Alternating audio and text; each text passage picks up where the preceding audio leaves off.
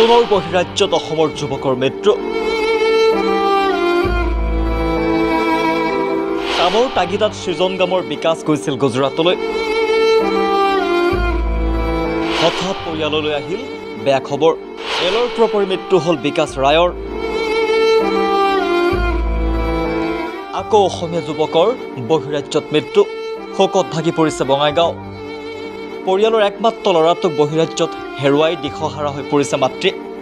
যুৱকজন বঙাইগাঁও জিলাৰ সৃজনগামৰ বিকাশ ৰায়। বহিৰাজ্যত কাম কৰাৰ উদ্দেশ্যে অসমৰ পৰা গুজৰাটলৈ ৰেল যোগে যাত্ৰা কৰিছিল বিকাশে। কিন্তু কালি আহিল বিকাশৰ মৃত্যুৰ খবৰ। জানিব পৰা মতে ৰেলৰ পৰা পৰি মৃত্যু হ'ল বিকাশ ৰায়ৰ। যুৱকজনৰ মৃতদেহ ২৭ ছেপ্টেম্বৰত সুৰেন্দ্ৰনগৰ ৰেল ষ্টেচনৰ GRP উদ্ধাৰ কৰে। অতি দুখীয়া পৰিয়ালৰ একমাত্ৰ পুত্ৰৰ সন্তান বিকাশৰ অকাল মৃত্যুৱে অঞ্চলটোত শোকৰ ছাঁ পেলাইছে।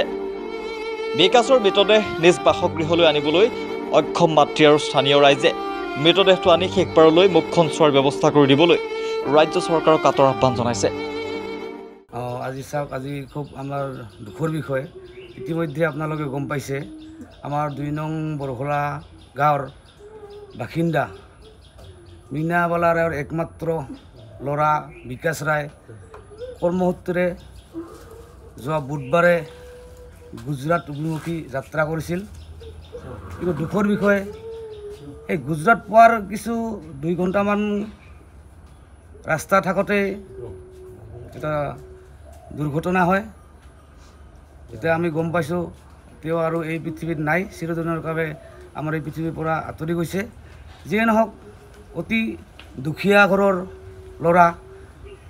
এটাই অনুৰোধ, তেওঁৰ মাতৃ, তেওঁৰ আইতা এটাই অনুৰোধ জনাইছে শ্ৰদ্ধাৰ সন্মানীয় অসমৰ মুখ্যমন্ত্ৰী মাননীয় হিমন্ত বিশ্ব শৰ্মা ডাঙৰীয়ালৈ যে তেখেতে যাতে শেষবাৰৰ বাবে সেই গুজৰাটৰ সুৰেন্দ্ৰনগৰ যি GRP থানাত এতিয়া আছে, গতিকে তাৰ পৰা সেই ডেড বডিটো যাতে অসম চৰকাৰে ঘৰত আনি দি মাতৃ পৰিয়ালবোৰক এবাৰ চোৱাৰ সুবিধাখিনি দিয়ে।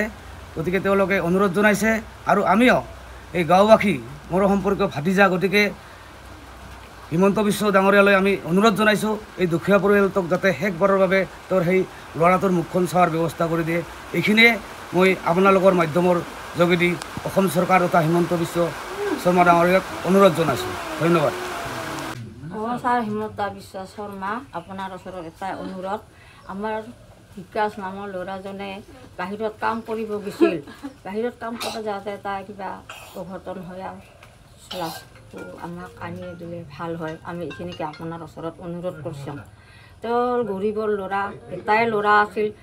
আমাৰ গাঁৱত একো কাম কাজ নোহোৱাৰ কাৰণে বাহিৰত কাম কৰিব গৈছিল।